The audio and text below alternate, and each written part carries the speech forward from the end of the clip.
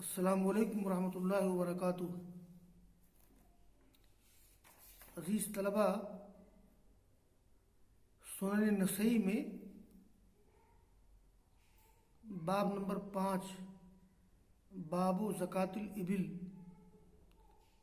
ये चल रहा है और इस बाब की 2 हदीस का दर्स हुआ है और आखिर में एक बड़ी लंबी हदीस है जिसमें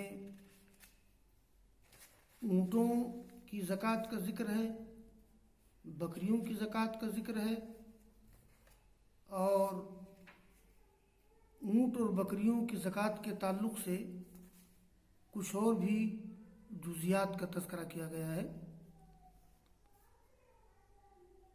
ऊँटों की ज़कात में मुख्तलिफ़ किस्म के ऊँटों का ज़िक्र किया गया है, उनकी उम्र का ज़िक्र किया गया है। तो मैं आज के दर्स में 2 चीज़ें बताना चाहता हूँ। एक चीज़ तो ये है कि शुरूत ज़कातिल माशिया,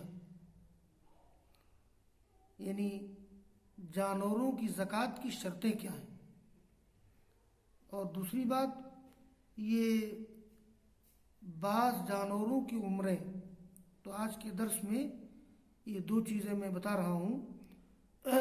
ये शुरूत ज़कातिल माशिया यानी जानवरों की ज़कात की शर्तें क्या हैं, और दूसरी चीज़ ये बाज़ हदीस में ये अहादीस में जहाँ ऊँटों की ज़कात का ज़िक्र है वहाँ बिनत मखाज़, बिनत लबून, हिक्का, जज़ा वगैरह का ज़िक्र किया गया है। तो मैं उसकी वजाहत कर दूँ। तो पहली चीज़ है ये माशिया किसे कहते हैं। तो माशिया उसकी जमा मवाशी है और मवाशी को उर्दू में मवेशी कर दिया गया है। तो माशिया माने होते हैं चलने वाली और मवाशी ज़मीन पे चलने वाले। तो अब ज़मीन पर चलने वाले तो इंसान भी हैं, जानवर भी हैं, लेकिन इसका इतलाक़ जानवरों पर होता है। और जिन जानवरों में ज़कात ली जाती है तो उसमें कई जानवर हैं जैसे ऊँट, गाय में भैंस भी शामिल है ज़कात के मामले में। अलबत्ता कुर्बानी के मामले में भैंस का मामला मुख्तलिफ ही है। और बकरी, भेड़, इन जानवरों की ज़कात ली जाती है, इसलिए कि आमतौर पर इंसानी समाज में यही जानवर रहते हैं, इन्हीं जानवरों से साबका पड़ता है इंसानों का। रहा मामला घोड़े का, तो घोड़े की ज़कात मुख्तलिफ ही है। क्या ज़कात है तो उसका तज़किरा किसी मौके में इंशाअल्लाह हम कर देंगे। तो ये तो खैर माशिया की ज़ात हो गई। तो दूसरी चीज़ यहाँ है जानवरों की ज़कात की शर्तें। तो मालूम होना चाहिए कि मवेशी की हर तादाद और हर नौ में ज़कात नहीं, उनमें ज़कात के लिए 4 शराइत हैं।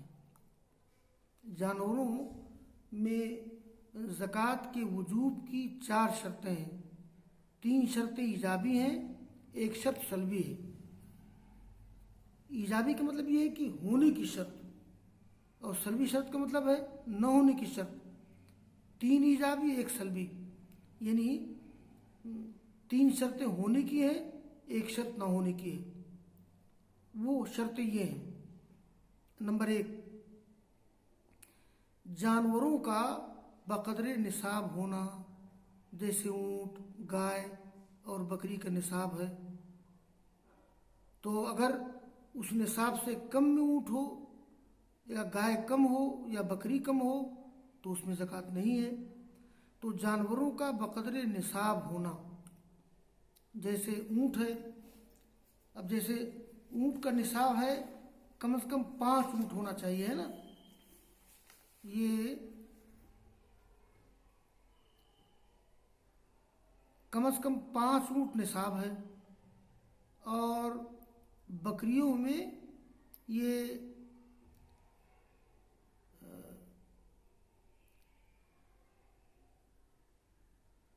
हाँ, गाय में कम से कम 30 गाय होना चाहिए, और बकरी में ये 40 बकरी होना चाहिए। तो ये जो मैं जिक्र कर रहा था कि जानवरों का बकदर निसाब होना, जैसे 5 ऊँट होना कम से कम, 30 गाय होना और 40 बकरियां होना, ये निसाब है। निसाब से कम हो तो ज़कात नहीं है। और नंबर 2, हौलान हौल यानी साल का पूरा होना। इन जानवरों में ज़कात उस वक्त होगी जब साल पूरा हो। सिर्फ गल्ला में साल पूरा होना नहीं है। गल्ले का मामला ये है कि वाह तो हको यो महसाद ही, काटने के दिन ही उसकी ज़कात दी जाएगी। तो हौलान हौल दूसरी शर्त, साल का पूरा होना, इस पर इजमा है। अलबत्ता जुमहूर जो माल मुस्तफ़ाद के लिए साल को शर्त करार देते हैं, औलादुल मासा के लिए वो शर्त नहीं। यानी ये माल मुस्तफ़ाद के लिए साल को शर्त करार देते हैं, लेकिन औलादुल माशिया की नहीं। जैसे आदमी के पास जानवर हैं, दरम्यान में बच्चे हुए, तो औलादुल माशिया के लिए वो शर्त नहीं है, बल्कि उनका हौलान हौल माओ के ताबे होगा। खैर, नंबर 3, सायमा होना।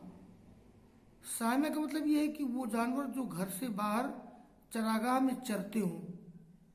यानी जब जानवरों की तादाद ज़्यादा हो जाती है तो जानवरों का सायमा होना, सीन से सायमा, वो जानवर जो घर से बाहर चरागाह में चरते हों, उसके बिल मुकाबिल अलूफा है। अलूफा के माने होते हैं ये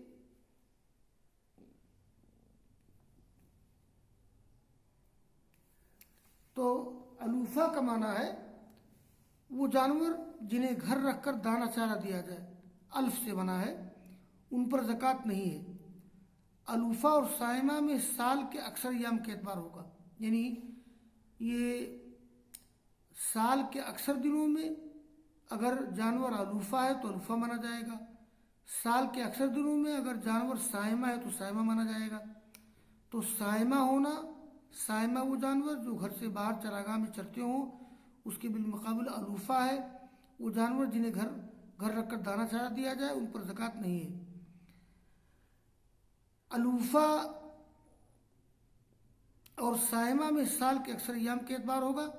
अहादीस में जहाँ ज़कातुल माशिया का जिक्र है वहाँ इस तरह है, फ़ी कुल्ले इबिलिन सायमतिन, हर सायमा ऊँट में। हदीस में आया है फ़ी कुल्ले इबिलिन सायमतिन। हदीसें गुजरी हैं तलबा के सामने कि फ़ी कुल्ले इबिलिन सायमतिन, हर सायमा ऊँट में। तो जितनी रिवायात हैं सब में सायमा का जिक्र है ना। और इसी तरह के एक ये अहमद नसी अबू दाऊद की रवायत है, और बुखारी की रवायत है, उफ़ी सदक़तिल गनम फ़ी साइमतिहा, बकरी की ज़कात में उनके सायमा में। तो बहरहाल ये कि सायमा होना ज़रूरी है। तो ये 3 शर्तें ईजाबी हैं, जानवरों का बक़द्र निसाब होना, हौलान हौल यानी साल का पूरा होना, सायमा होना। और ये एक चीज़ और है, सायमा, जानवर को सायमा उस वक्त कहा जाएगा जब उनसे दूध, घी और उनसे अफजाइश नस्ल मकसूद हो। जानवर को सायमा उस वक्त कहा जाएगा जब उनसे दूध, घी और नस्ल को बढ़ाना मकसूद हो। अगर उन्हें बार बर्दारी, सवारी या गोश्त खाने और मेहमानों को खिलाने की गरज से चराया गया हो तो उन पर ज़कात नहीं है। उन्हें अवामिल कहा जाता है, जैसा कि आगे आ रहा है। तो ये जो शर्त एक आखिरी है सायमा होना, तो ज़रूरी ये है कि जानवर को सायमा उस वक्त कहा जाएगा जब उनसे दूध, घी और नस्ल की अफजाइश मकसूद हो। अगर उन्हें बोझ ढोने के लिए, सवारी के लिए, गोश्त खाने के लिए और मेहमानों को खिलाने की गरज से चराया गया हो तो उन पर ज़कात नहीं है। उन्हें अवामिल कहा जाता है, जैसा कि आगे आ रहा है। तो 3 शर्तें ईजाबी, 1 शर्त सलबी। आमिला ना होना, ये सलबी शर्त है, यानी उनसे खेती बाड़ी या पाशी या बार बर्दारी यानी बोझ ढोने वगैरह का काम ना लिए जाते हो। ये एक आखिरी शर्त है, सलबी शर्त है, आमिला ना होना। इसलिए कि वो जानवर कि जो घर के काम में इस्तेमाल होते हैं उनमें ज़कात नहीं है। अली रज़ी अल्लाह तआला अन्हु से रवायत है, लैसा फिल बकरिल अवामिल सदका, यानी घर के काम में इस्तेमाल होने वाले गाय और बैल में ज़कात नहीं है। और जाबिर बिन अब्दुल्लाह से मनकूल है, लैसा अल हरासत सदका, उन जानवरों पर ज़कात नहीं है जिनको खेत जोतने में इस्तेमाल किया जाता है। किताबुल खराज अबू उबैद सल्लाम में रवायत है। इसी तरह से अबू दाऊद में ज़ुबैर रज़ी अल्लाह तआला से रवायत है, लैसा अलल अवामिल शै, उन जानवरों पर कुछ भी नहीं है जो अवामिल हैं, यानी उनसे खेती बाड़ी या आप पाशी यानी सिंचाई या बार बर्दारी यानी बोझ ढोने का काम लिया जाता हो तो उन पर ज़कात नहीं। तो ये शुरूत ज़कातिल माशिया के ताल्लुक़ से एक बहस हो गई कि माशिया किसे कहते हैं, किन जानवरों में ज़कात है, और उनकी 4 शर्तें हैं। 3 शर्तें ईजाबी, 1 शर्त सलबी। ईजाबी शर्त है जानवर का बक़द्र निसाब होना, नंबर 2 हौलान हौल यानी साल का पूरा होना, नंबर 3 सायमा होना, और आखिरी शर्त है सलबी न होना, आमिला न होना। अब मैं एक चीज़ और बता दूं कि